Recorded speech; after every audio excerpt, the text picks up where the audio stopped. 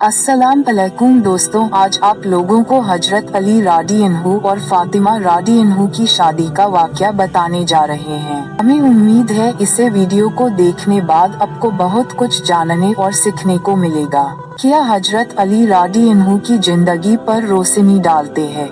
Video को last तक जरूर देखें, इससे आपको सब कुछ अच्छा से समझ आ सके। और चैनल पर नए हो चैनल को सब्सक्राइब करें और वीडियो को लाइक। चलिए शुरू करते आज की वीडियो। आज जनाब सैयदा और मौलाए कायनात की शादी की तारीख है।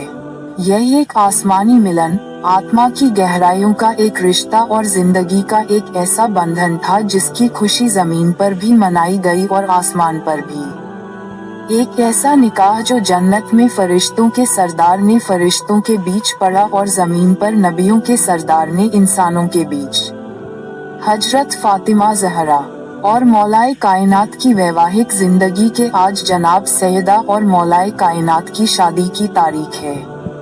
यह एक आसमानी मिलन, आत्मा की गहराइयों का एक रिश्ता और जिंदगी का एक ऐसा बंधन था जिसकी खुशी जमीन पर भी मनाई गई और आसमान पर भी। एक ऐसा निकाह जो जन्नत में फरिश्तों के सरदार ने फरिश्तों के बीच पड़ा और जमीन पर नबियों के सरदार ने इंसानों के बीच।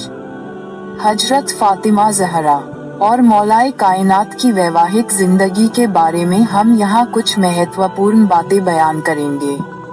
आइडियल शादी वह इंसानी कमाल जो इंसान को वैवाहिक जिंदगी में हासिल होते हैं, उन्हें हासिल करने और जीवन की कठिनाइयों को पार करने के लिए अगर हम मौलाए कायनात और शहजादी ए कौनैन हजरत ज़हरा की जिंदगी को ध्यान में रखें और जो सिद्धांत उनके जीवन में पाए जाते थे उन सिद्धांतों के अनुसार जिंदगी गुजारें तो हमें वह कमाल भी हासिल हो जाएंगे और जिंदगी की कठिनाइयों से लड़ने का सलीका भी आ जाएगा।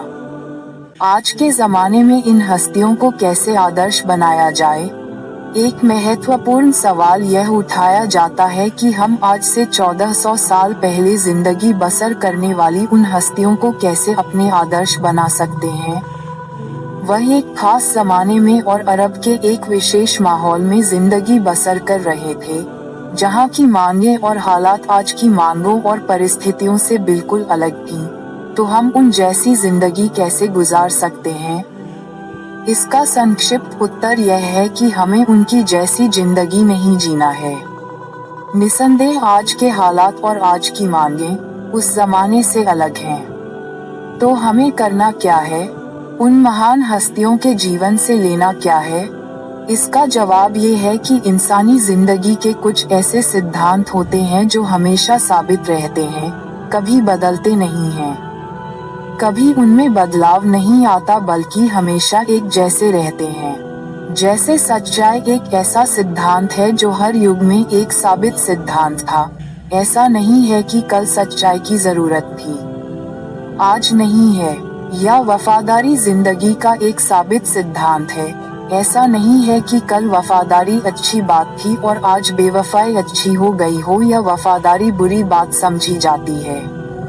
हमें मासूमीन की जिंदगी से इस तरह के सिद्धांत लेने हैं और उनके अनुसार आज की मांगों और जरूरतों को ध्यान में रखते हुए जिंदगी गुजारनी है। हजरत ज़हरा और इमाम अली की वैवाहिक जिंदगी के सिद्धांत। अब हम ये देखेंगे कि हजरत ज़हरा और इमाम अली के संयुक्त जीवन और वैवाहिक जीवन में कौन से सिद्धांत पाए जाते थे और हम कैसे उन पर अमल कर सकते हैं। 1. अल्लाह ताला का अनुसरण और उसकी इताअत। इन दोनों हस्तियों के जीवन का एक महत्वपूर्ण सिद्धांत खुदा के हुक्म का पालन और उसकी खुशी हासिल करना थी। उन्होंने अपने जीवन का उद्देश्य खुदा को बनाया था और उसकी इताअत व इबादत में एक दूसरे का साथ देते थे। एक बार रसूल अकरम ने इमाम अली पूछा, आपने अपनी बीवी को कैसा पाया? तो आपने एक वाक्य में हजरत ज़हरा के पूरे व्यक्तित्व को बयान कर दिया और कहा, अल्लाह की आज्ञाकारिता में सर्वश्रेष्ठ सहायक पाया। क्या आज के जमाने में ये संभव नहीं है? क्या जीवन साथी अल्लाह की इबादत, उसकी आज्ञाकारिता, उसकी खुशी में एक दूसरे की मदद नहीं कर सकते? क्या हम ये कह सकते हैं कि इसका संबंध केवल उस जमाने से था आज की मांग कुछ और है। कदापि नहीं, इंसान कल भी खुदा की आज्ञाकारिता और इबादत का मोहताज था और आज भी है। और अगर आज भी हमारे साझा जीवन का उद्देश्य दुनिया न हो बल्कि अल्लाह, तो हमारी कितनी समस्याओं का समाधान हो सकता है। इस पर ध्यान देने की जरूरत है। हजरत फातिमा ज़हरा और हजरत अली के जीवन का एक सिद्धांत संतोष और सादगी था। संतोष का क्या मतलब है? संतोष यानी इंसान केवल जरूरत भर इस्तेमाल करे, जितना उसे मिल रहा है उस पर राजी रहे और जितना हो सकता है अपनी आवश्यकताओं को सीमित करे और एक सादा जिंदगी जिए। इसका मतलब यह नहीं है कि इंसान के पास अच्छा घर न हो, वह अच्छी कार इस्तेमाल न करे, अच्छा कपड़ा न पहने, अच्छा खाना न खाए, बल्कि संतोष और सादगी का मतलब ये है कि हमारे जिंदगी में इसराफ और फालतू खर्चे न हो, झूठी जरूरतों को हम जीवन का हिस्सा न बनाएं। हर चीज को अपने जीवन की जरूरत समझ उसके पीछे न दौड़ पड़ें और जिंदगी को दुनिया के झमेलों में इतना उलझा न दे कि जीवन के मूल उद्देश्य से बेखबर हो जाएं। हजरत अली और हजरत फातिमा के पास माल व दौलत की कमी नहीं थी। उनके पास माल था, लेकिन वह दुनिया में डूबे नहीं थे, बल्कि इससे केवल इतना ही लेते थे जितना उनकी आवश्यकता थी। बाकी सब अल्लाह के रास्ते में जरूरतमंदों को दे दिया करते थे। क्या आज के दौर में आदमी अपनी इच्छाओं को कंट्रोल नहीं कर सकता? क्या आज संतोष का जमाना खत्म हो गया है? क्या आज पैसे और दौलत होते हुए सादगी से नहीं जिया जा सकता? क्या आज भी अगर हम अपने जीवन के विभिन्न मामलों में इसराफ से बचें और जरूरतमंदों को उनका हक दे तो समाज की बहुत सारी समस्याओं का समाधान नहीं हो जाएगा? कुरान के अनुसार शादी के नतीजे में पति और पत्नी के बीच खुदा ने जो कुछ करार दिया है वह है मोहब्बत और दया है। यही वह बात है जिसके आधार यह रिश्ता मजबूत होता है और वैवाहिक जीवन की गाड़ी आगे बढ़ती है। इमाम सादिक की हदीस के अनुसार मोमिन के ईमान में जितनी बढ़ोतरी होती है उतना ही अपनी जीवन साथी से उसका प्यार बढ़ता है, और दूसरी ओर वह जितना अपने जीवन साथी से प्यार करता है उसका ईमान भी बढ़ता जाता है। हजरत फातिमा और इमाम अली का ईमान कामिल और पूरा था, इसलिए उनके बीच मोहब्बत भी कामिल थी। अक्सर घरों में या मर्द का राज चलता है या औरत का, इसलिए बहुत सारी समस्याएं पैदा होती हैं। लेकिन अगर मोहब्बत का राज हो, दया और कृपा पाई जाए तो बहुत सारी समस्याएं पैदा ही नहीं होंगी। हजरत अली फरमाते हैं, जब मैं फातिमा को देखता था तो मेरे दिल से दुख व गम गायब हो जाते थे। ये प्यार का ही कमाल है कि इंसान अपने दुख दर्द को भूल जाए, और जहाँ जीवन साथी ऐसा हो वहाँ बड़ी से बड़ी मुश्किल भी आसान हो जाती है। एक सफल वैवाहिक जीवन के लिए जरूरी है कि घर की जिम्मेदारियाँ और काम बांट लिए जाएं। कुछ काम पति के जिम्मे हो और कुछ पत्नी के जिम्मे, ताकि सारा बोझ एक के कंधों पर न पड़े।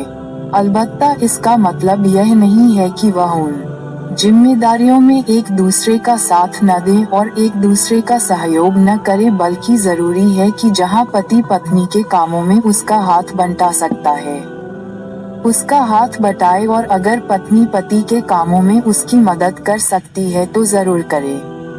रसूले इस्लाम ने हजरत अली और हजरत ज़हरा के बीच घर के कामों को इस तरह बांटा था कि घर के अंदर के काम हजरत ज़हरा अंजाम देंगी और घर से बाहर के काम हजरत अली अंजाम देंगे।